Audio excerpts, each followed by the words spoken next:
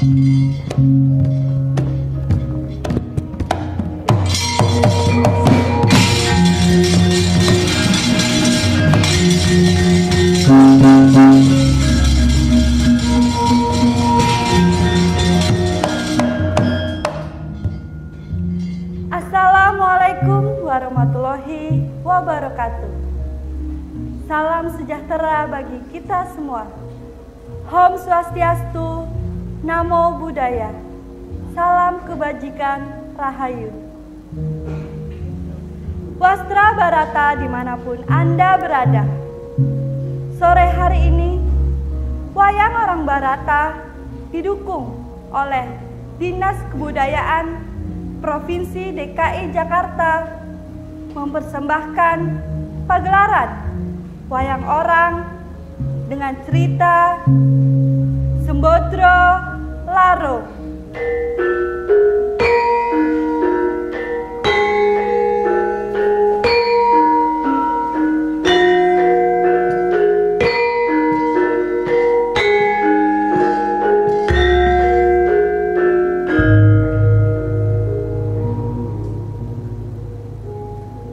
Keluarga besar Pandawa sedang dirundung kesedihan atas kematian Dewi Woro Sembodro, istri Raden Arjuna.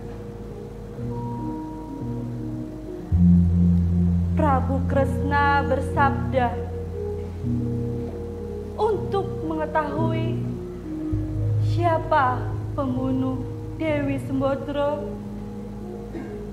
sementara waktu jenazah akan dilarung di Sungai Gangga. Dan Raden Gatotkaca mendapat tugas untuk mengawasinya. Antasena sedang berkelana mencari keberadaan ayahnya Raden Brotoseno dari kerajaan Amarta. Tanpa sengaja, Antasena mendekati perahu untuk melarung Dewi Sembodro. Dan tiba-tiba dihadang oleh Raden Gatotkaca hingga terjadi pertempuran. Pertempuran dapat dilerai oleh Semar. Antasena menjelaskan dan Raden Gatotkaca menyadari kesalahan. Antasena sanggup menghidupkan kembali Dewi Woro Sembodro dengan tirta panguripan. Seketika Dewi Woro Sembodro hidup kembali dan mengatakan bahwa dirinya dibunuh oleh Burisrawa. Dengan segala upayanya, Raden Gatotkaca dan juga Raden Antasena, yang keduanya adalah putra Raden Brotoseno, dapat menangkap Burisrawa. Selamat menyaksikan.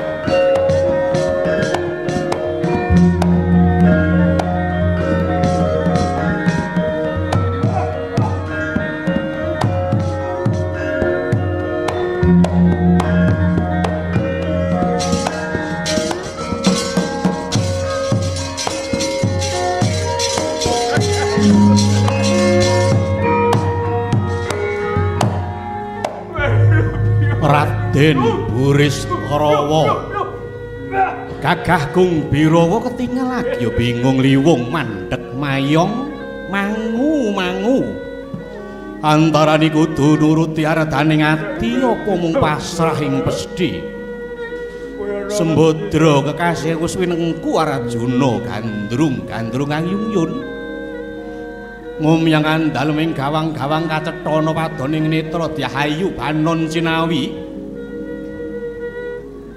semono Kusatara dumunung ana nyalas Krendha Wahana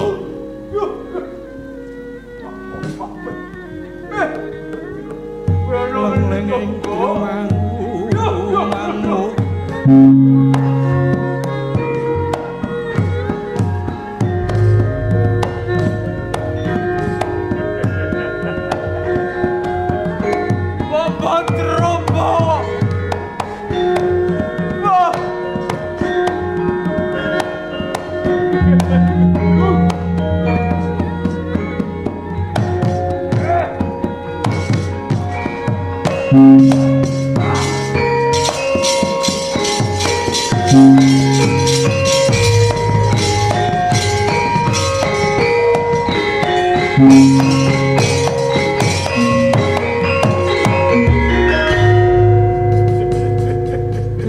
Tamaning nata perebuti pawalaksana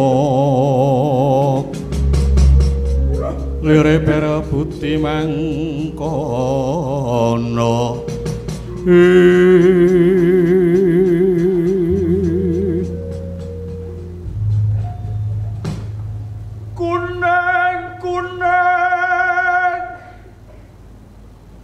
hatiku wong kuning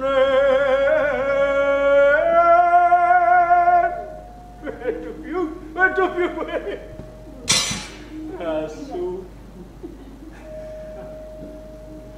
kuning hiro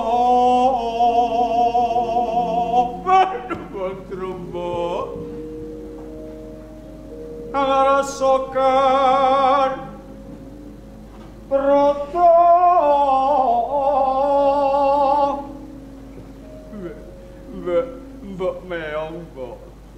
Mbok meong lho wong kuning adikku dhewe mbok meong pis mbok Eman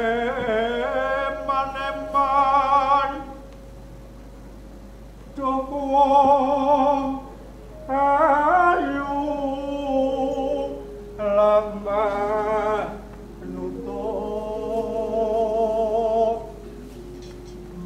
lawan wak mami kok saya gede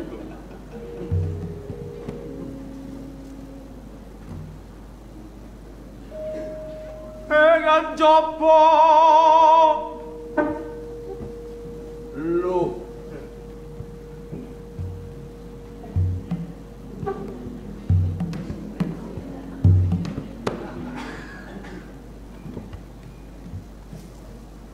ono karudra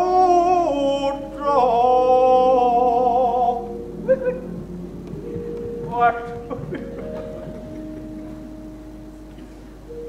abang mripatipun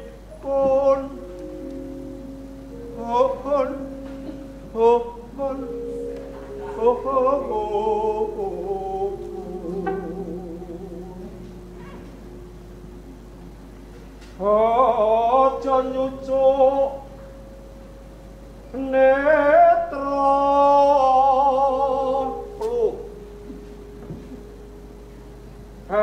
nyucuk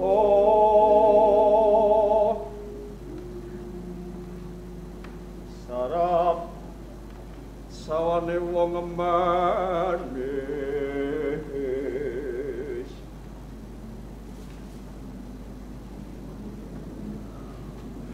dimena bisa nendro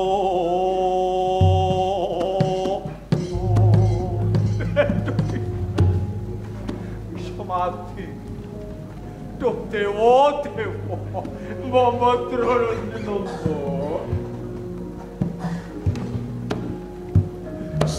Sayah anggennya gandrung ya saryono watu gilang nenggih Raden Burisrawa eling-eling tedhak yandana warih kuwawa gawe gunjing alas Krendra Wahana semono para demit andhani Bari Durga Kyang Godha angrencana aneh solan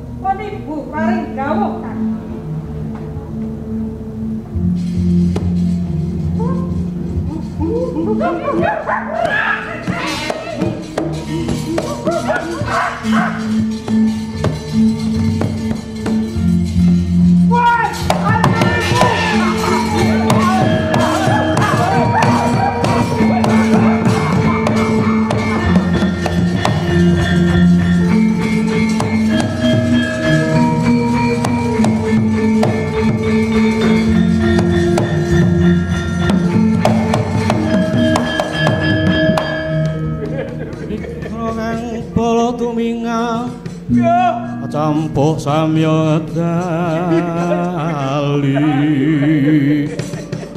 lir tatit wileting kodo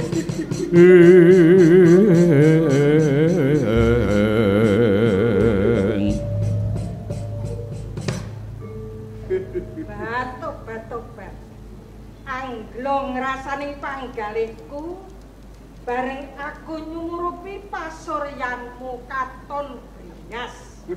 Lho, Buris Rawa. Injih wonten dawuh Mami. Wis. Mami. Waduh, iki kula wonten dawuh Bedari. Rembugmu kok saya maju saiki. Wah, kula kok Bedari. Mami iki panganan apa? Menika lho. Pisang dianyet-anyet menika Mami.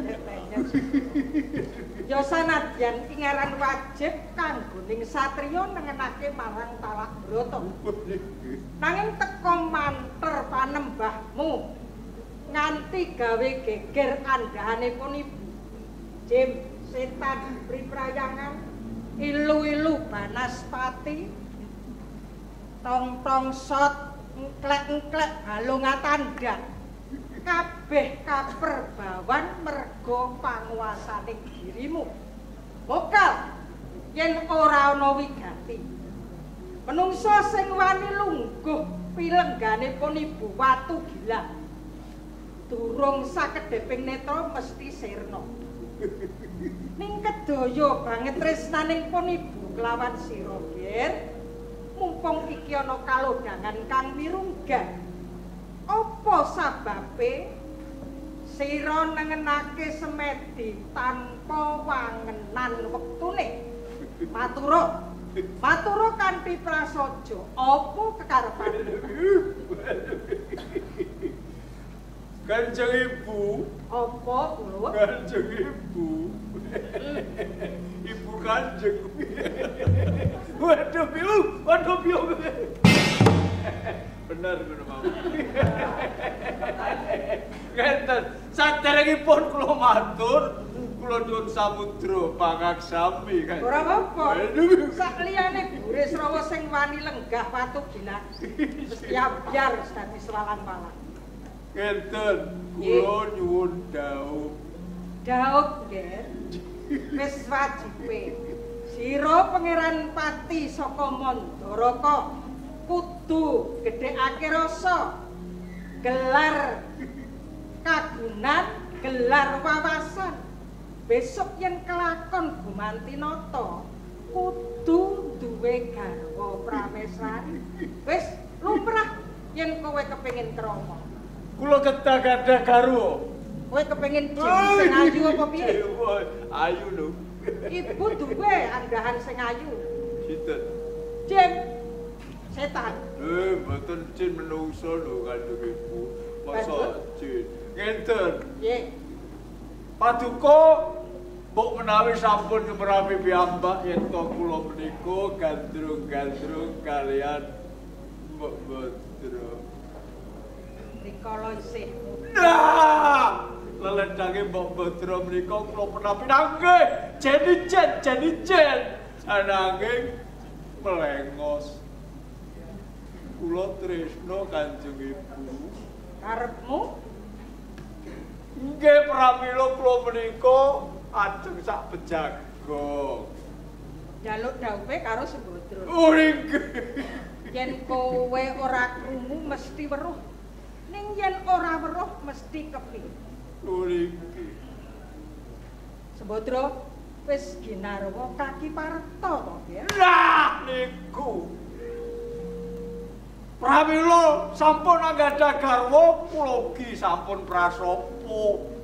Yen to kula mboten saged sesandingan gandeng renteng Mimi lan Mituna aluh jagat kula ambles. Pun monggo perjalanan kemawon Buris Rama. Kuwi dudu watake satriya. Kapedotan katresnan kok nganyut tuwuh. Yen kowe kelakon nganyut tuwuh ora sampurna ing diri nanging dadi begasakan kaya ngono. Kuwi dudu sipating putra utama. Sakliyane Sembadra kowe gandeng kiwa tengen 5 putri apa munggahing kayangan dak dhawuhake Kang. Mboten, yen to mboten Mbak aduh. Kula mboten Kanjeng Ibu. Ora ndasmu kopi Kula nangis lho. Mbok pitukane abot totoane nyawa. Pitukane menapa? Yen to menika kula rewangi pecahing dada utaing ludira. Menika prasapa kula Kanjeng Ibu. Janji Paduka nyemrapi piyambak to. Yen to gunung menika saged jugruk. Segara menika saged asam. Bener. Bungae kembang saged layu. Yen to tresnaning kali Simbok Badranu yu. Awas. Kula boten takut. Ya. Nyuwun aup. Daup gampang. Nggih. Ning ibu mung bisa paring srana, ora bisa nemtokake kelakon lan urane. Nah, menika kula nyuwun sanjata pitulungan kalian Paduka Mami. Sing rumagang kudu kowe dhewe. Kula piyambak. Ya. Kanthi crana ibu bakal paring pusaka wujute sumping. Weh, dalah. Menika sami kalian kula. Kaya kesananipun menika kados pundi? Aja disawang kawujutane. Nanging gedhe daya katiyasan. Paduka nyewa wonten pundi niku? Kok nyewa dengkulmu tak jejeg sisan. Lah niku wonten tulisan niku. Sewa. Iki pusakaku sinebut sumping madu kacerma.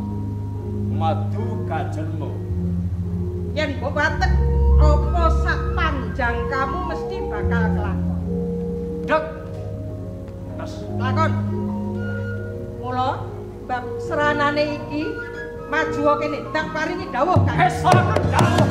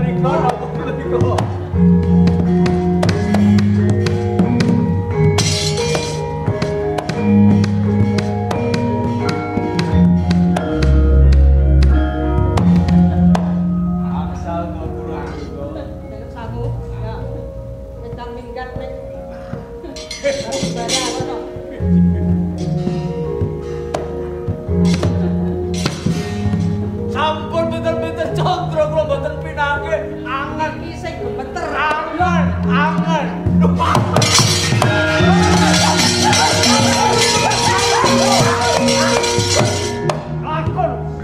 Lakon anggung sirane kalau Pandra. Ayo padha rame-rame.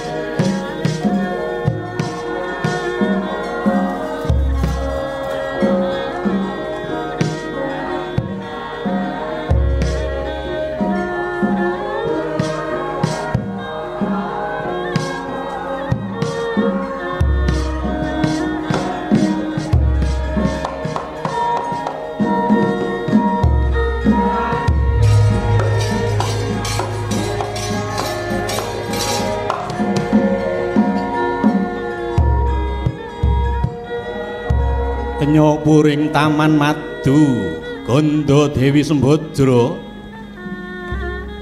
miawara karo ampil Raden sarta para biyada kang samiya sulita ing warna semono Dewi Sembadra nedheng sungkawa ing dira sampun dangu tanpa pepoyantine garwa Raden Harjuna bebedhak melang-melang kelangkung tansah kumesar rasaning driya Bayanara Ridho kang angrencana senadyan para garwa ampil dalah putri taman angari-ari hangelala nanging dereng paja-paja lejar Dewi Wara Sri Sembadra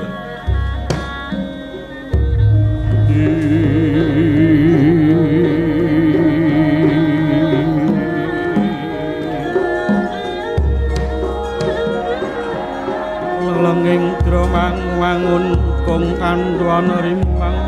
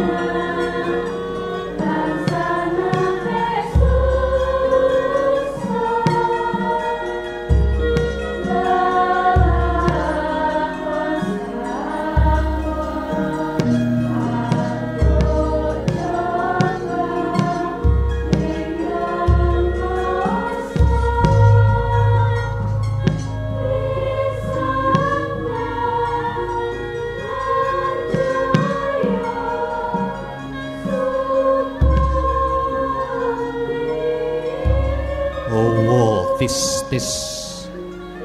Swasana tambah tintrim sepi sampun anglang tanpa pagut. Raden Burisrawa pasang sirep aji sumping madu kacerma. Temah mripat padha mbali yutarip poyang payingan para putri kaya kena guna desti temah mire madal saka taman.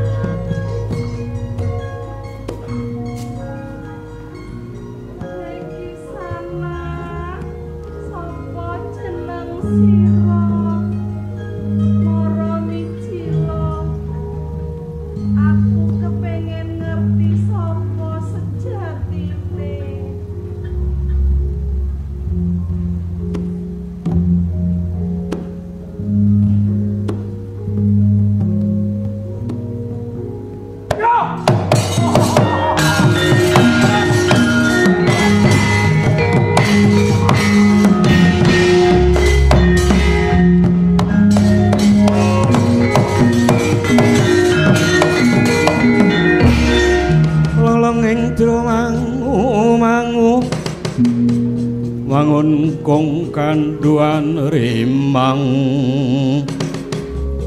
leleno tanpa kanen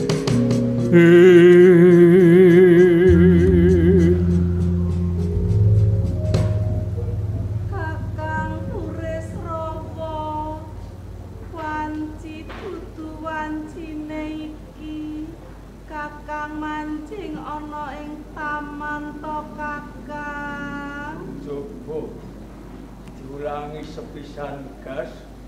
Nggih. Iki dudu wancine Sing ngarep mau sapa? Kakang Burisrawa. Waduh.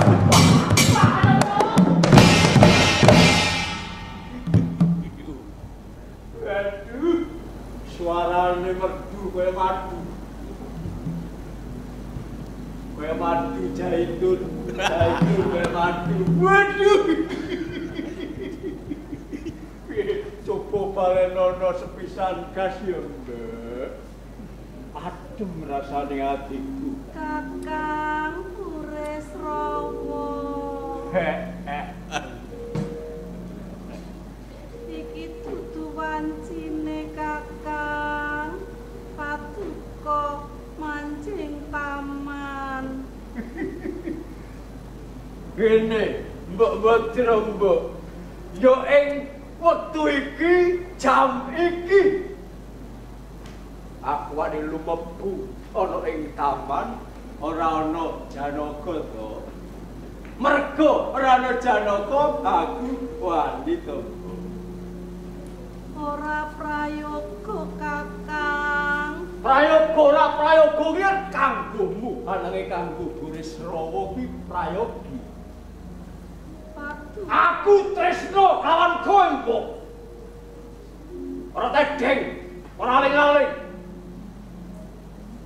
Tak rewangi gimbal 100 tahun.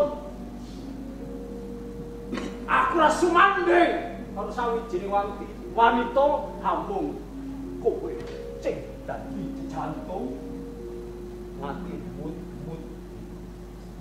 Manut ya, Mbok.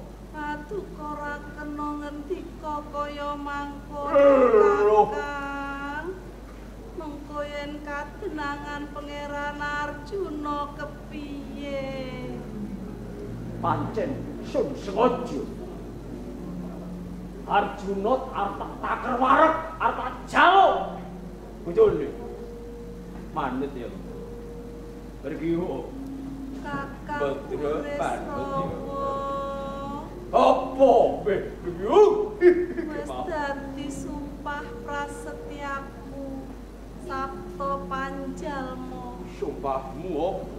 Sanadyan manjalma kaping 7 ora bakal lati kakon yen ora Pangeran Arjuna. Setan! Wonten bersama piranmu rangkul gempet gempet do sangret naning bawana ing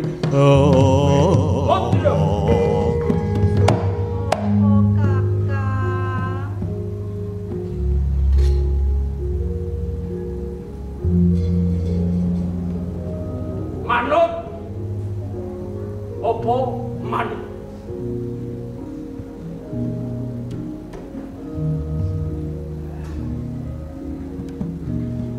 aku ora bisa lelati paduka timbang aku lelati paduka luwe becik ndak entengake patiku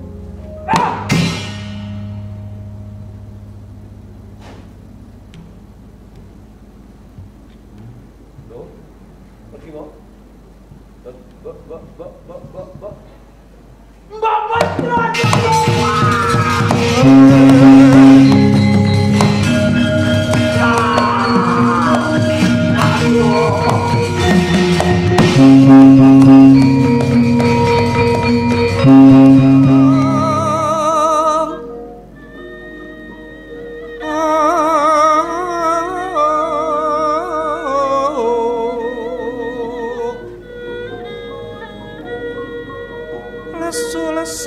resah asulaya tawang gaya kang netra kekembang waspa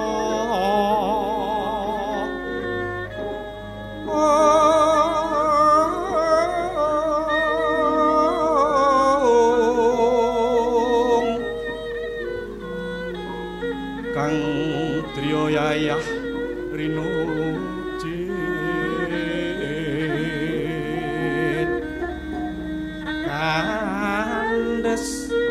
mandesing rasa tranyo kung nalongso taman duh kita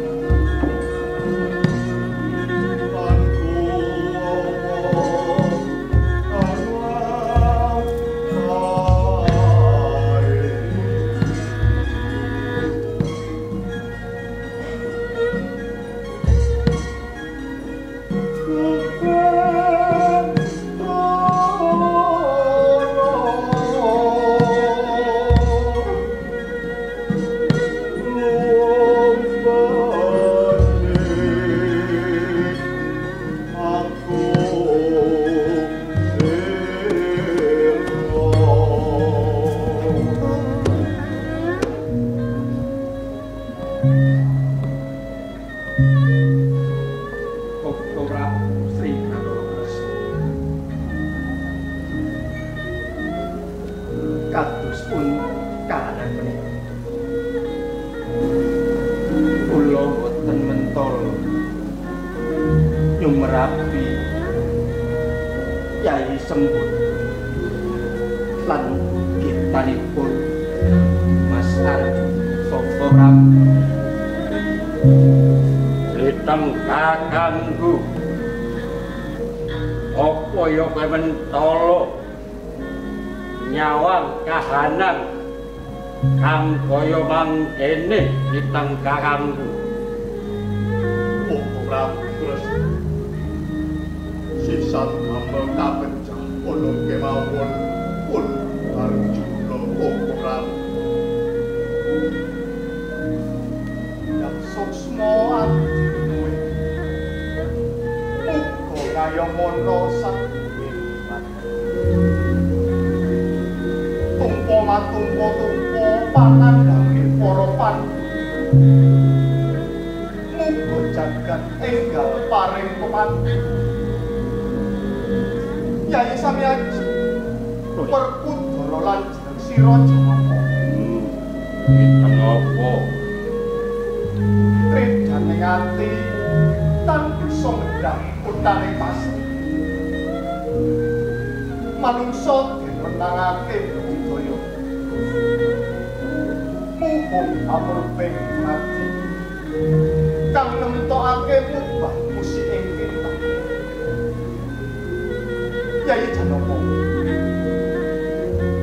aku ngerti sungkawaning atimu awet sira nembe wae kelangan garwa kasih.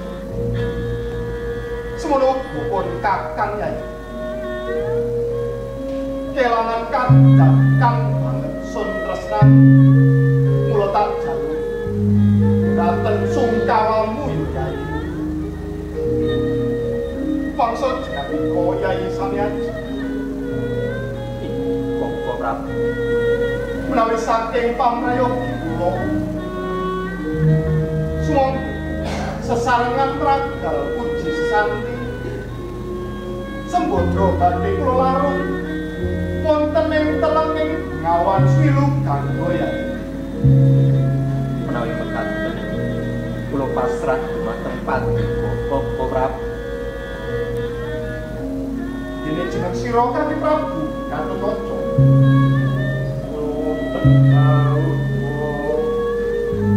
Sira tetep ngreksa punarpaning bibimu para Sembodra nanging iling-ilingen dawuhe Punwa.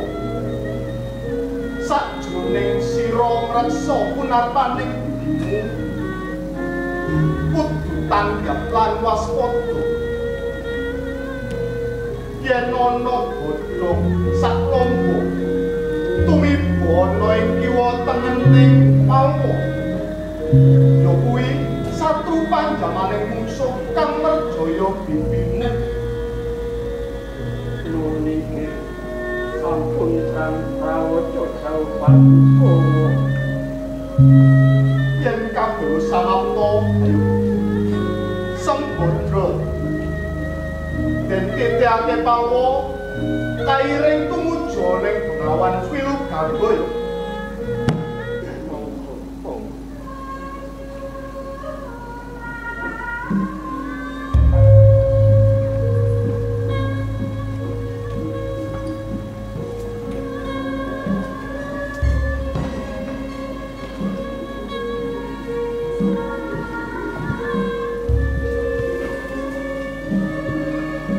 Yang Condro kalingan mendung dadya peteng dedet jagat saisine kaperbawan sungkawaning Pandhawa wit sedaning Dewi Sembodra jati ngarang sekarek muning gegel punggel sumarambaing siti karana bebela sungkawaning para Pandhawa senadyan mega mendung samya tumiyung dadya tepung peteng dedet jagat saisine. Kaok swaraning peksi gagak ngres-resi ati brit gandil nambahi kekesing swasana. Layone Dewi Sembodra jinoli jinempa narasa den larung ana Begawan Swilu Gangga Dleweran punangluh Raden Samba. Duh kita satemah tan kiyat angglawat brebes mili waspane. Kaya ngurung kepi padaning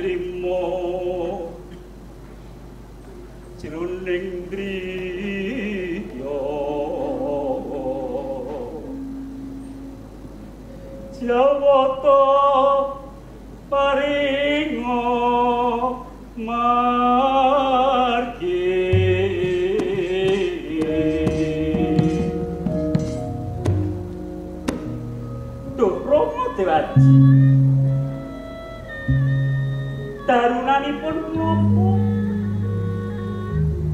Lepatipun menapa? Dene paduka mboten ambudidaya.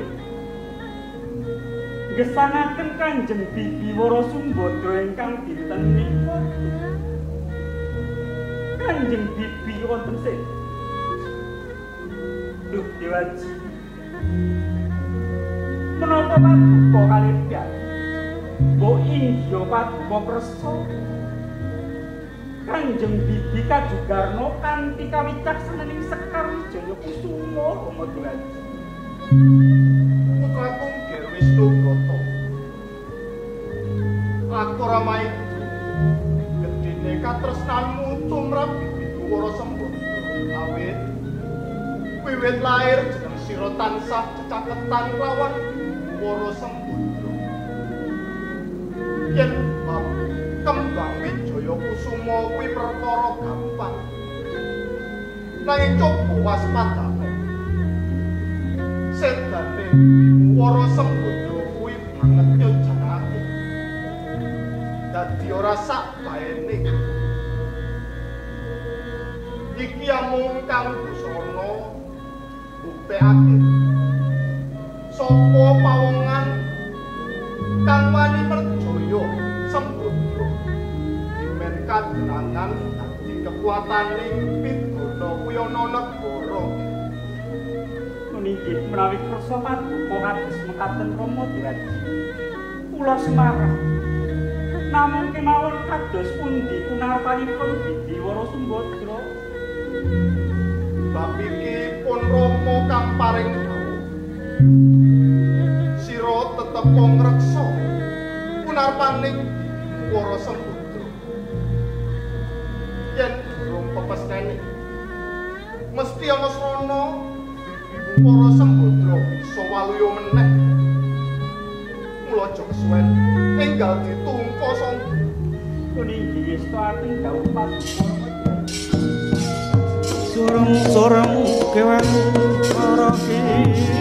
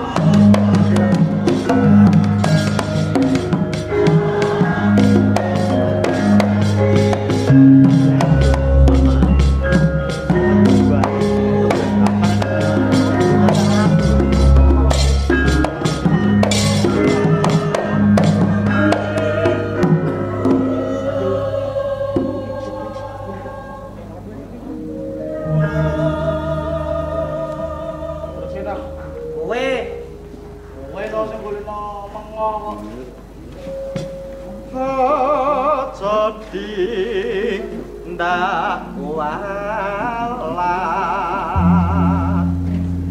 lagi nyoba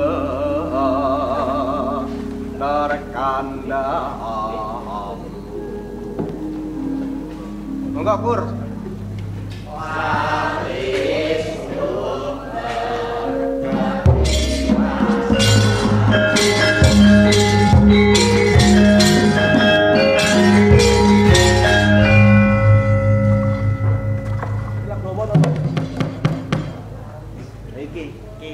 iki kebiasaan iki. Mesti metu tak gendeng iki lho.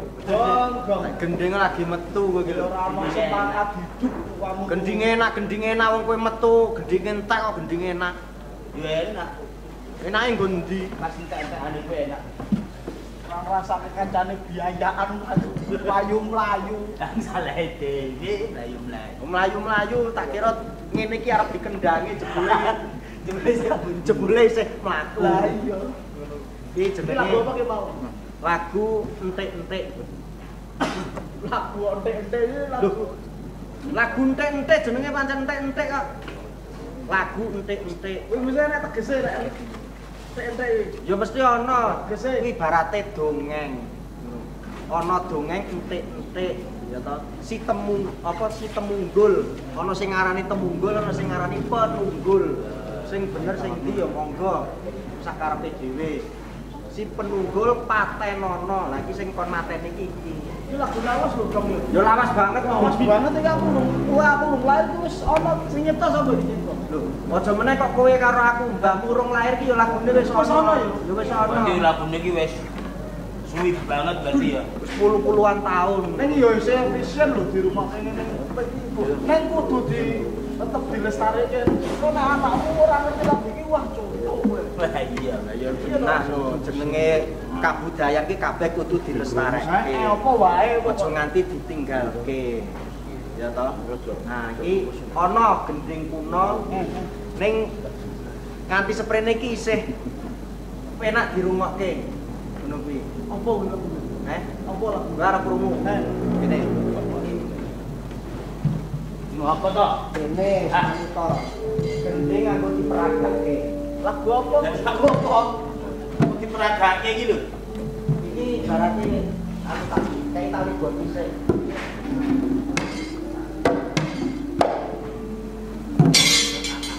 Kan ngapa kowe? Masang tali goti. Rasa tak pasang dhewe. Yo kono udah pasangan. Malah kejeron lemu masang. Ngopo kowe? Kemidunan masa iki. Ya terus. Wes. Nah, Tarik Rom. yo kowe sing anu ki sik. No, Aku sing tarik iki. yo kowe sing narik. Jajal sik no. Ayo, coba.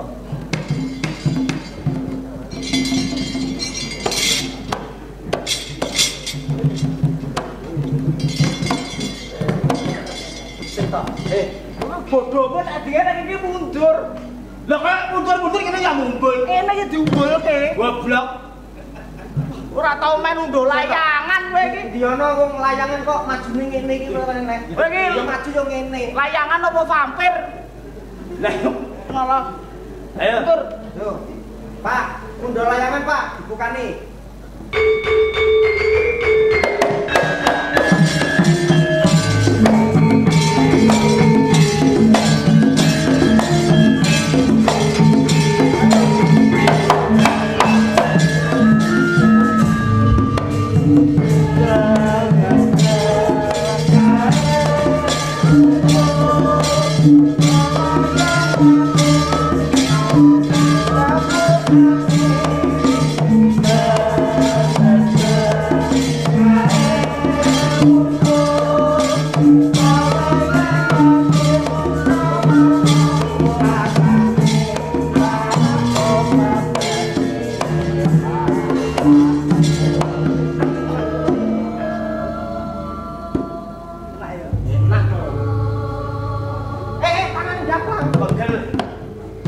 Ngene kok di mabur kowe. Iya. Kaya kumpulan sarang.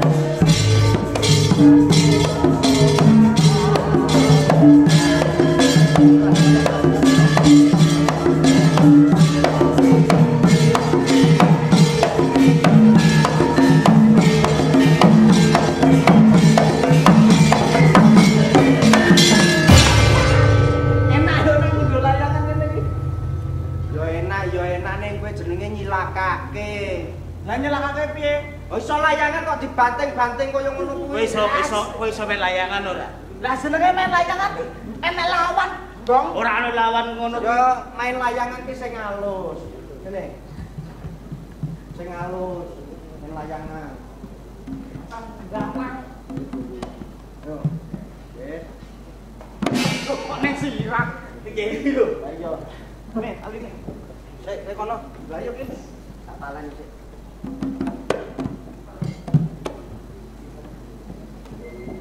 Barang katut, loro to ki, iso loro.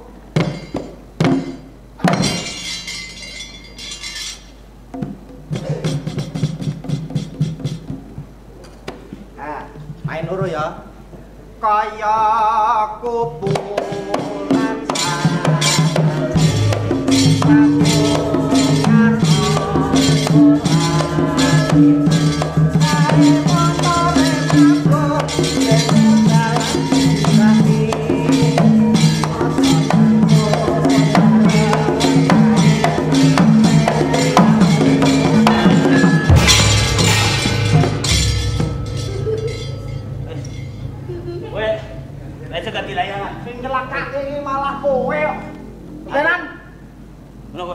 Kadang ngulur. Iki ngapa? Kowe sing dadi layangan. Kenceng, Gong. Pero dipasang di Petro, malah kowe dhewe. Dulur tarik. Yo. Hah? Anu, Mbak. Ayo ntar. Kaya kuburan sadar.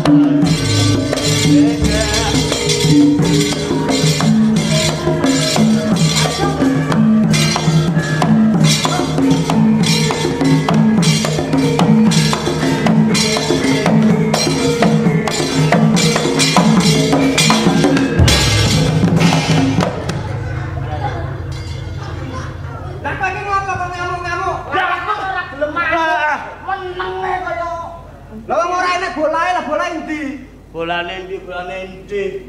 Wong kok ngawur banget. Aku ngene kesulit mau. Kowe anteng-anteng wae. Apa layanganmu ke aku?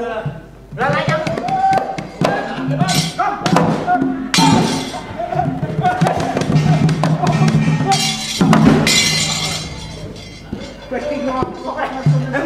Emosi kok senenge kowe ngono ra apa digo sasaran. Wong edan. Ngawur ra kowe iki mesti. Wong tuwa nembe teko dikeplekke. Lha terus nyake terus. Ketemu.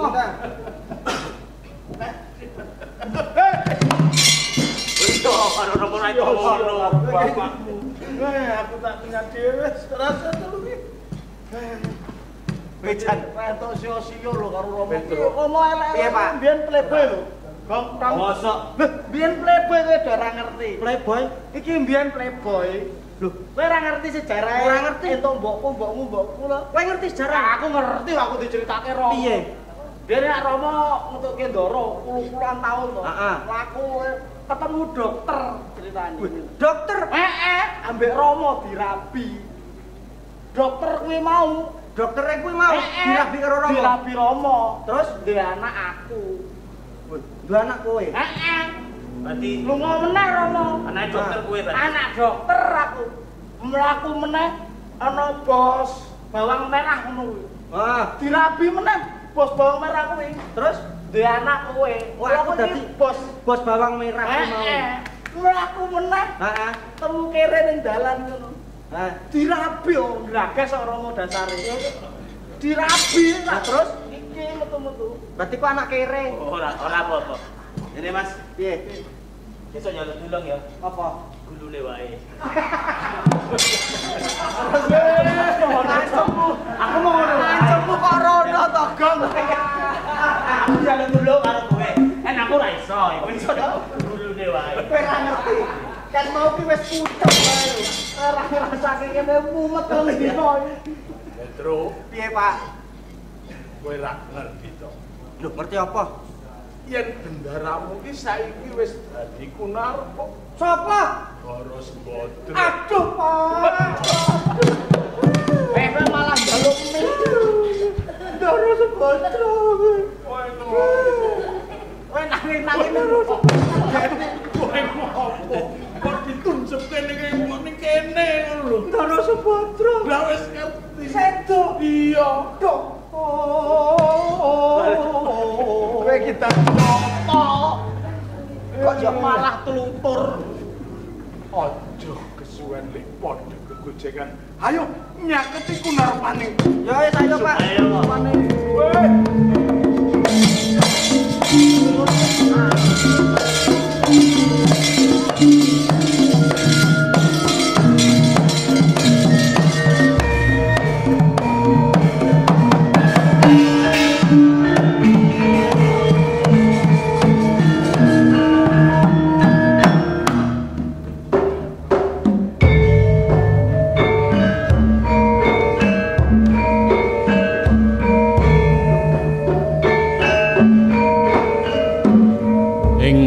Kahyangan Sapta Pratala ya kahyangan Sapta Bumi ana nom-noman muda tungaruna gagah prakosa lah punika ta Raden Antasena putranira Dewi Nagagini patutan kaliyan Raden Bratasena nembe tinodhi tineter kaprawirane dening Caturnaga kang samya dialak sekti silih hungkih adu kaprawiran.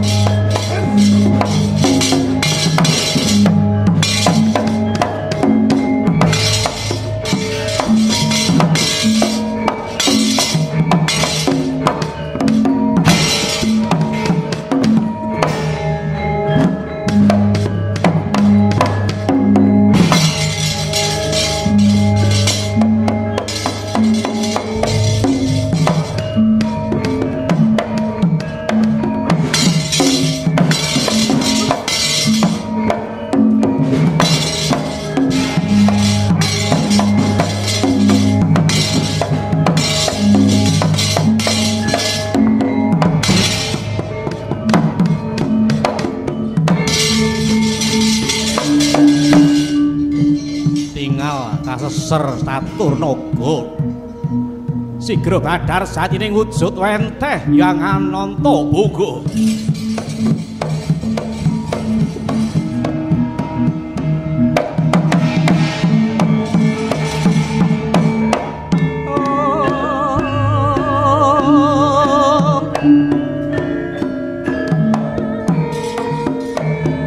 nyatlaning kalangyan naglarawan muncar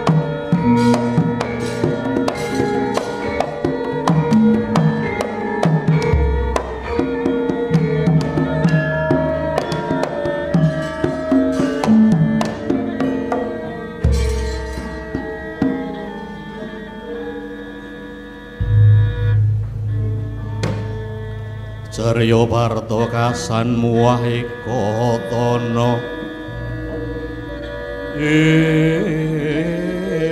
eka wis anggeni maya Wisnu Pradipta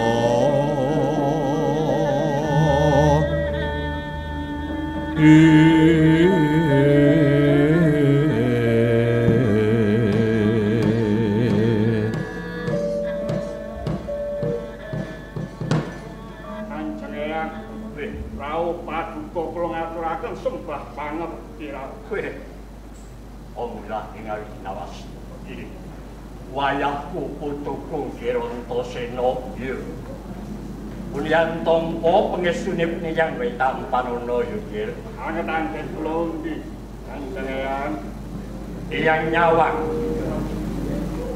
pus pundat gunmu nampa pandhadharanipun tiyang Lompaji Jaya Kawijaya nekasangkan paraning Dewati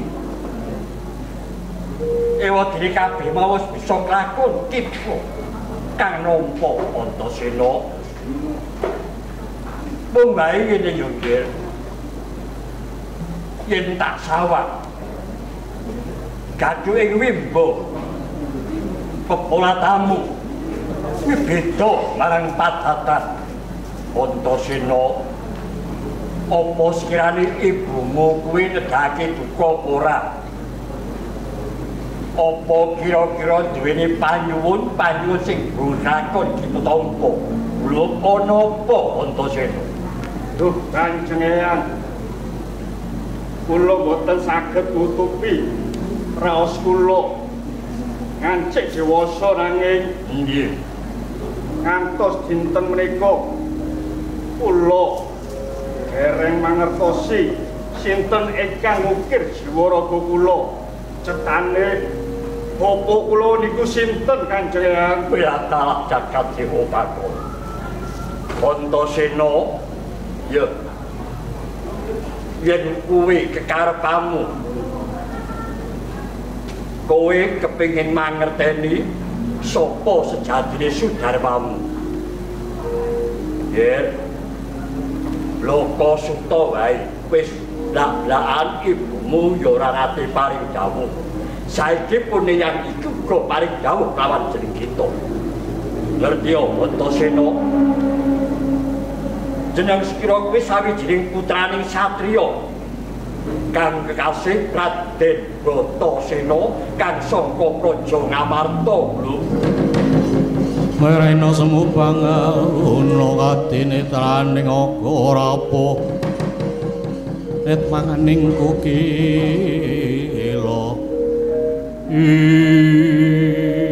saja kaget ati mungkir Kanjeng Eyang kepareng kula ngabekti dinten menika Kanjeng Eyang. Oh ya pancen bener yen to ki mau kepengin ngabekti marang Sudarmamu. Wis trep jeneng sira wis akhiring diwasa. Patut kudu sungkep marang wong tuamu ya Sudarmamu. Mung wae ngene yo, Ger. Gur kula mawat kula ring praja Ngamarta pun eyang bakal paring kinarya kekuatan santo kinarya tandha nggonmu. Tumujune negara Ngamarta jana sami kala tak paringi tirta panguripan. Ya. Ya. Maju.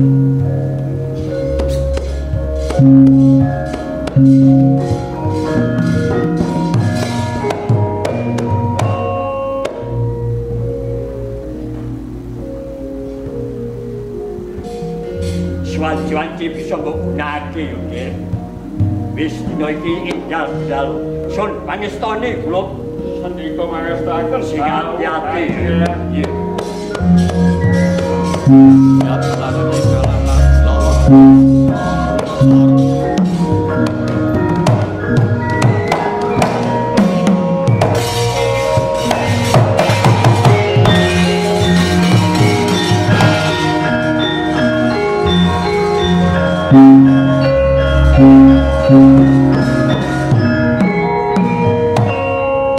ombak kumbul kang palwa anut lakuning ombak kawan silu gangga semono gilang-gilang layone Dewi Sembadra linarung ana sak inggiling prau senadyan wis dadi layon tetep encorong kasulistyane saking katabya Raden Gatotkaca ngawat-awati saka Dirgantara dadak ana pawongan muda anyekatipun nang layon.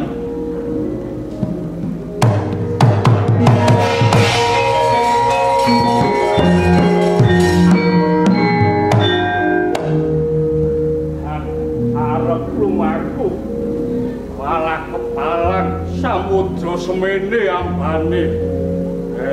Lah kaya-kaya ana tukang prau bakal tak jaluk tulung. Tukang prau, aku jaluk tulung sebrangono. Tukang prau, Raden Gatotkaca Prayitna anginten Inggih punika ingkang lagu Cidra. Ayo sing grut ing labung wani ruket Bundayuda. Samudra iki jaluk kula kowe. Kang Kau.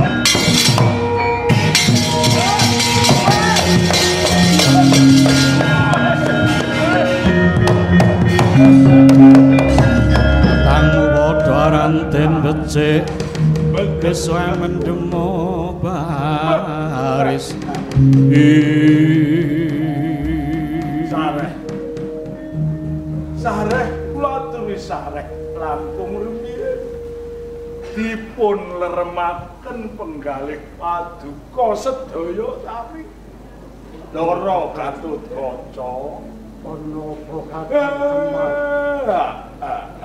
niki wonten napa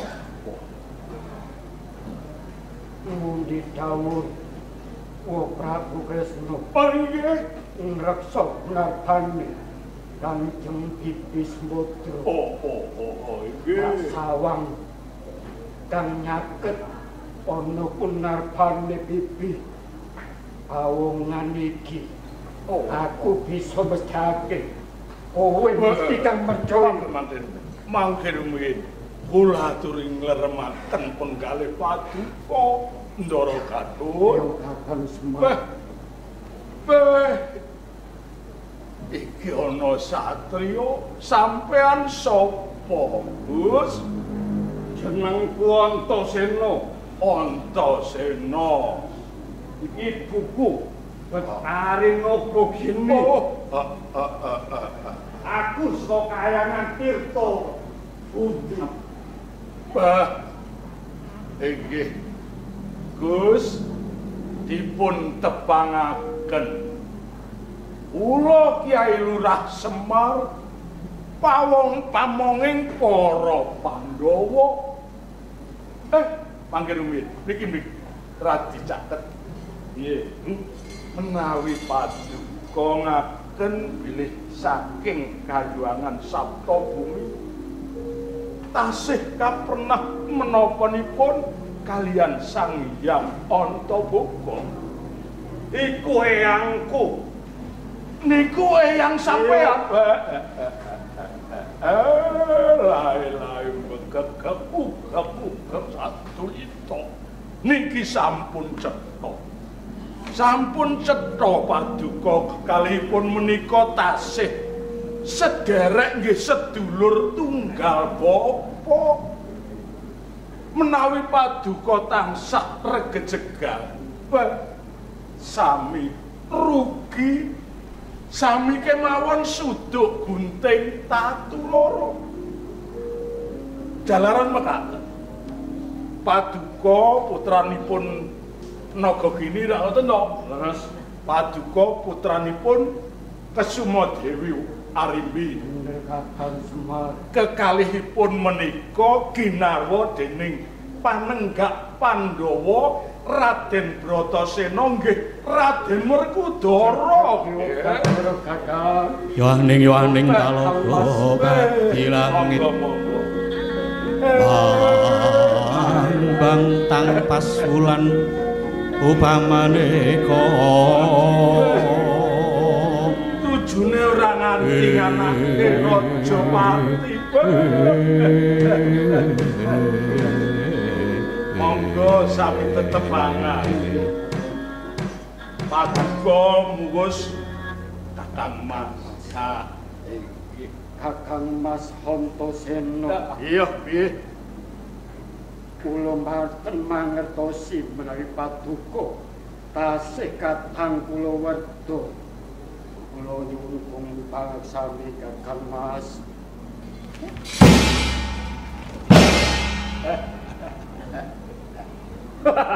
Iya, ora dadi apa. Aku yo njaluk pangapura ya. Yai Gatotkaca.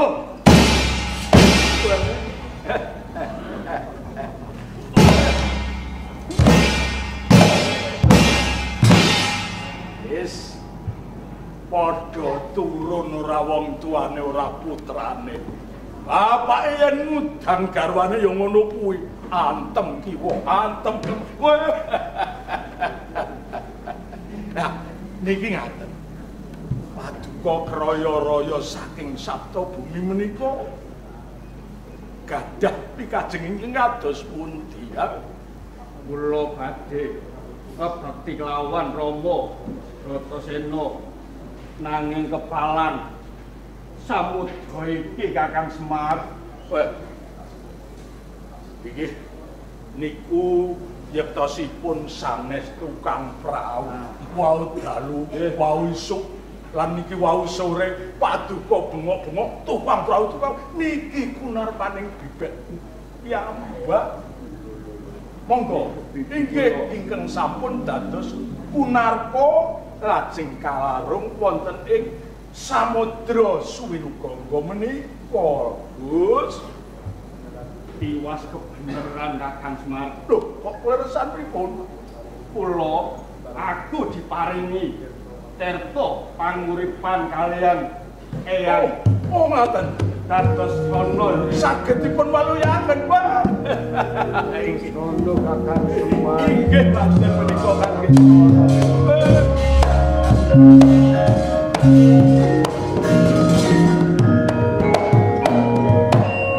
Raden Antasena sigra nyaketipun nang layon. Ya nekesi tirta panguripan paringane Bathara Antaboga. Waluya jati, jati temah waluya, pungun-pungun sigra wungu Dewi Sembadra.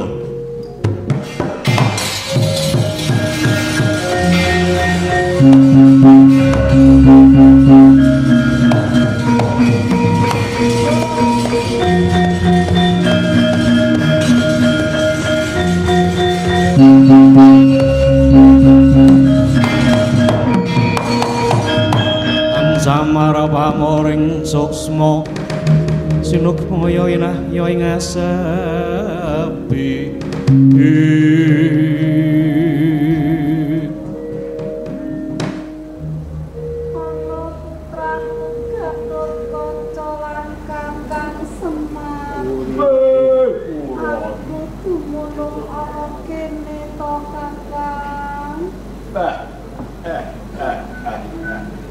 Yektosipun paduka nembe kemawon sedo lajeng kalarung menika kagem sarana tumraping sinuwun Prabu Tresna. Prangoten to Ndara Kakung.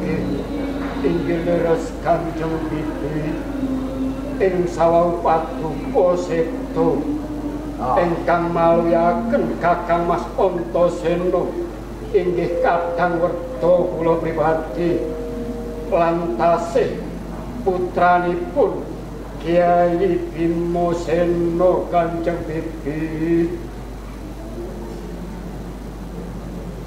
Yer putraku Antasena matur kuning panuwun jeneng sira maluyakake pun Bibi. Nggih sesame Bibi. Duh Kanjeng Bibi paring diwato sinten to ingkang wantun kumalancang mejahi paduka Kanjeng Bibi. Kanjeng Bibi kabeh iki pakatine Kakang Burisrawa. Burisrawa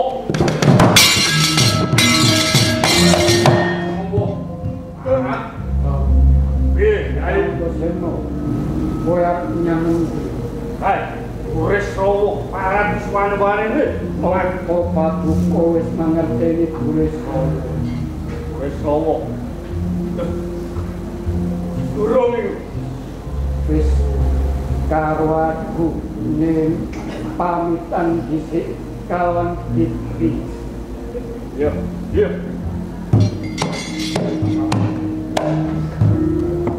Bibi menawi mekaten kula lan Yayi Gatotkaca bakal ngrampungake perkara iki ya. Yun tambahin pangestu Bibi. Ya ndak pangestuni Antasena lan Gatotkaca sing ati-ati yo nggih. Oh niki pangestaken hao.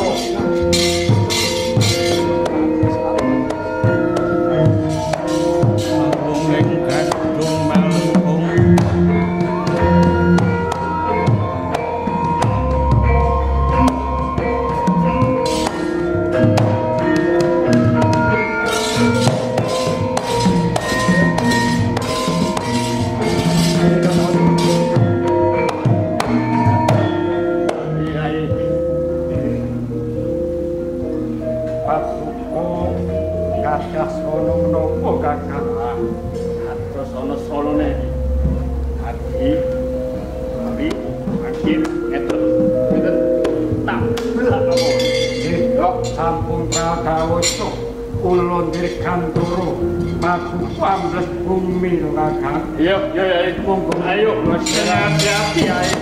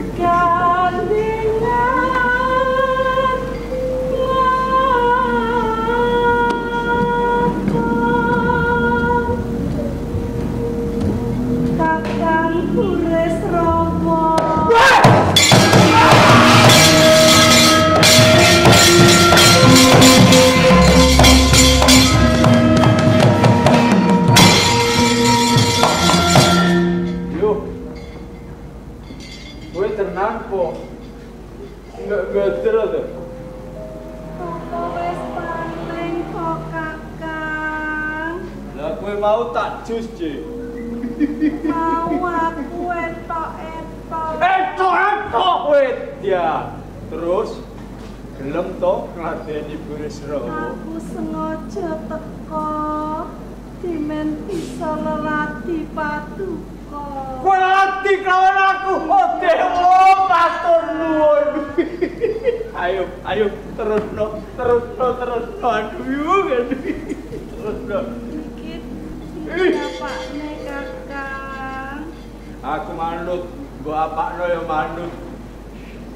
Yang penting kowe bisa sandingan kelawan Burisrawa.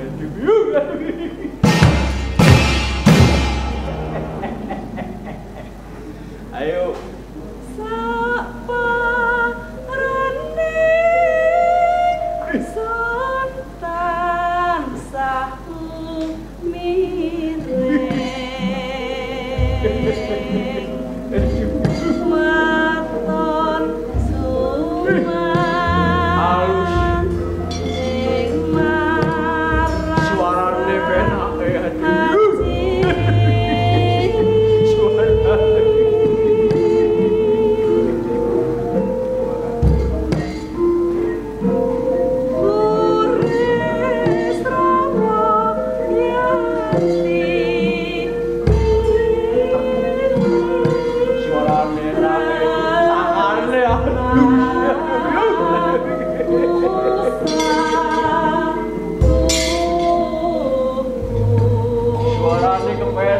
Tangannya halus, dasar. Yetine amung pangapus Kang Mimbo Sembodra nenggih Raden Antasena.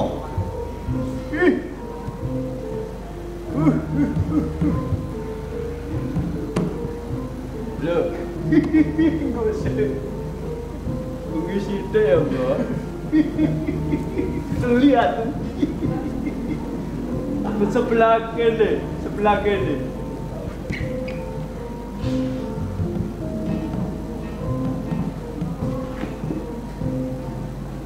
Rada kasar. Iki ora apa-apa. Aduh enak. Kelakon bisa gandeng sinandeng, gandeng renteng-renteng koyok mimpiran. Mbak Trombo! Burisrawa!